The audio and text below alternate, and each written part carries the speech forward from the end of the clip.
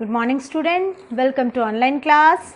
Okay, last topic में आपने देखा होगा, लास्ट मैंने कुछ लिंक्स भेजी थी आपको एक्सपेरिमेंट से रिलेटेड, जिसमें हमने देखा था कि कार्बन डाइऑक्साइड क्यों ज़रूरी है फोटोसिंथेसिस के लिए। साथ ही साथ बहुत सारे और एक्सपेरिमेंट के बारे में भी हमने देखा, आपको वो समझ में भी आया है। अब हम आज टॉपिक नंबर 4 पढ़ेंगे। टॉपिक नंबर 4 में हम ये समझेंगे कि फूड में कार्बोहाइड्रेट्स के अलावा, प्लांट में जो फूड कार्बोहाइड्रेट्स के अलावा और कौन कौन सी चीज़ों का सिंथेसिस होता है, यानी और कौन कौन सी चीज़ें बनती हैं। चलिए हम आगे बढ़ते हैं। Synthesis of plant food other than carbohydrates. Carbohydrates के अलावा भी जो फूड का प्रिपरेशन होता है, फूड के अंदर सिर्फ कार्बोहाइड्रेट्स नहीं होते हैं, उसके अलावा और भी चीज़ें होती हैं जो कि प्लांट्स को रिक्वायरमेंट होती है। वो कौन कौन सी होती हैं, चलिए हम इसके बारे में समझते हैं। Carbohydrates are form during the process of photosynthesis. Carbohydrates कब बनता है? जब फोटोसिंथेसिस प्रोसेस होता है। और ये किससे बना होता है? Carbon, hydrogen, oxygen. कार्बोहाइड्रेट किस किस से बनता है?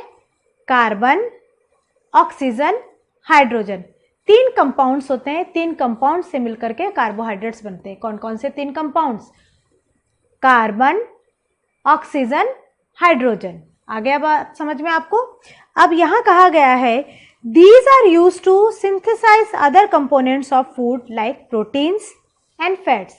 यही कार्बोहाइड्रेट दूसरे फूड प्रोडक्ट को भी सिंथेसाइज करता है। वो फूड प्रोडक्ट होते हैं प्रोटीन और fat. Correct. Protein nitrogenous substance होता है जो प्लांट की ग्रोथ के लिए बहुत जरूरी है। प्रोटीन कौन सा सब्सटेंस है? Nitrogenous substance.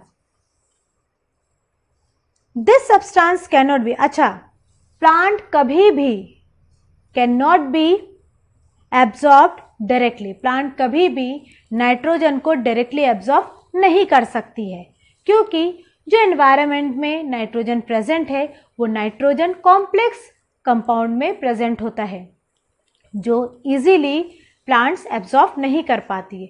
सो उसके 2 मेथड्स होते हैं। कौन कौन से 2 मेथड्स होते हैं, चलिए समझते हैं इसके बारे में।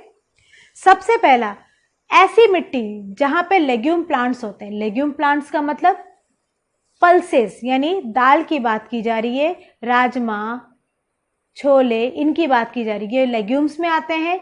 आपने लास्ट ईयर 2nd चैप्टर में पढ़ाई था कि लेग्यूम्स कौन से होते हैं?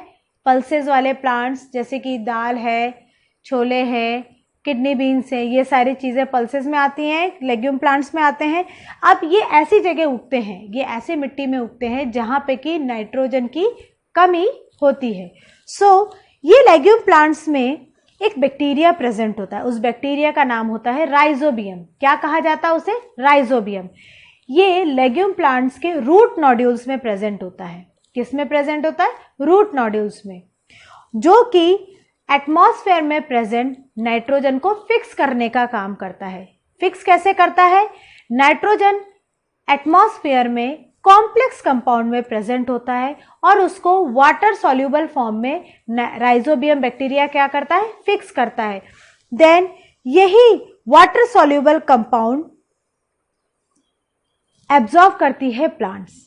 अच्छा, अब आप पूछेंगे ma'am nitrogen complex compound, complex compound in the form of gas. Air में नाइट्रोजन किसके फॉर्म में प्रेजेंट है? गैस के फॉर्म में।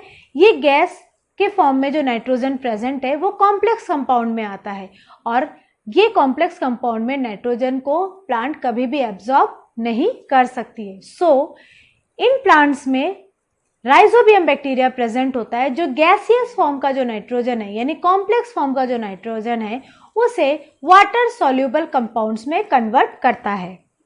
और उसके बाद यही वाटर सॉल्यूबल कंपाउंड यानी नाइट्रोजन बाद में प्लांट्स के थ्रू एब्जॉर्ब कर लिया जाता है और प्लांट्स की प्रॉपर ग्रोथ होती है। अच्छा, इसके अलावा सेकंड मेथड होता है, फार्मर्स अपने फील्ड में यानी अपने खेत में नाइट्रोजन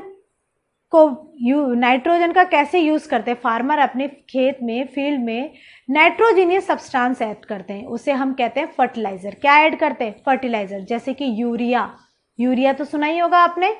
तो इनको ऐड करने से क्या होता है, सॉइल की फर्टिलिटी भी बढ़ती है, साथ ही साथ मिट्टी में नाइट्रोजिनियस कंपाउंड भी बढ़ता है ताकि प्लांट्स उसको इजीली एब्जॉर्ब कर सके। चलिए, ये तो आप समझ ही गए हैं कि प्लांट्स में कार्बोहाइड्रेट्स के अलावा और कौन कौन से दो जो फूड हैं वो प्रोडक्ट है वो बनते हैं, एक तो प्रोटीन है और दूसरा फैट है। ओके, अच्छा, इसके अलावा प्लांट्स जो प्रोटीन, जो नाइट्रोजिनियस सब्सटेंस है वो कैसे एब्जॉर्ब करता है, डायरेक्टली तो एब्जॉर्ब कर नहीं सकता है, तो हमने क्या समझा कि एक तो ये सॉल्यूबल कंपाउंड के फॉर्म में लेता है, दूसरा फार्मर इसमें नाइट्रोजिनियस सब्सटेंस ऐड करते हैं, किसमें, सॉइल में नाइट्रोजिनियस सब्सटेंस को ऐड करते हैं ताकि प्लांट्स रूट्स के थ्रू सॉइल में प्रेजेंट यही नाइट्रोजिनियस कंपाउंड को एब्जॉर्ब कर सके। हमारा ऑटोट्रॉपिक जो था, जो टॉपिक स्टार्टिंग से चल रहा था, वो आज यहीं पे खत्म होता है। नेक्स्ट जो हम अब समझेंगे वो है heterotrophic nutrition in plants. Okay, heterotrophic का मतलब होता है जो किसी पे डिपेंड होता है। ऑटोट्रॉपिक का मतलब आपको पता ही है, वो प्लांट्स जो खुद का खाना खुद बनाते हैं, उसमें सिर्फ ग्रीन प्लांट्स आते हैं।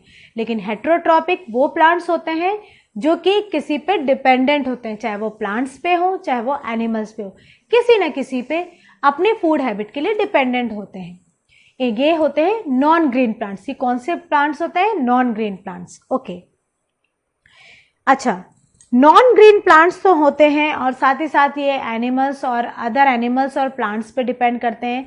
But heterotrophic mode of nutrition जो है वो 4 तरीके से होते हैं। इसके 4 टाइप्स होते हैं। पहला है पैरासाइटिक न्यूट्रिशन, दूसरा है insectivorous plants, third is saprotrophic plants and fourth is symbiotic nutrition, या फिर हम सिम्बायोसिस न्यूट्रिशन भी कह सकते हैं। ये मैंने आपको हेट्रोट्रॉपिक क्या होता है समझा दिया, साथ ही साथ इसके काइंड्स क्या होते हैं ये समझा दिया। उसके पहले हमने पढ़ लिया था कि फूड का कार्बोहाइड्रेट्स के अलावा किस किस का, कौन से कंपोनेंट्स का सिंथेसिस होता है, नाइट्रोजीनियस सब्सटेंस कैसे मिलता है, ये भी समझ लिया। आज का टॉपिक यहीं तक है, यहीं पे हम अपना टॉपिक ख़त्म करते हैं। और इस टॉपिक से रिलेटेड आपको जो वर्कशीट दी गई है उस वर्कशीट को आपको पूरा करना है और साथ ही साथ मेरे वीडियो को भी अच्छे से सुनना है, समझना है, ताकि आपको वर्कशीट करने में आसानी हो। वर्कशीट के सारे क्वेश्चन आप किसी भी कॉपी में कर लीजिए, चाहे वो रफ कॉपी हो, फेयर कॉपी हो या फिर प्रैक्टिस कॉपी हो। जो भी कॉपी आपके पास अभी अवेलेबल है उस कॉपी में आप इसे कर सकते हैं। Thank you.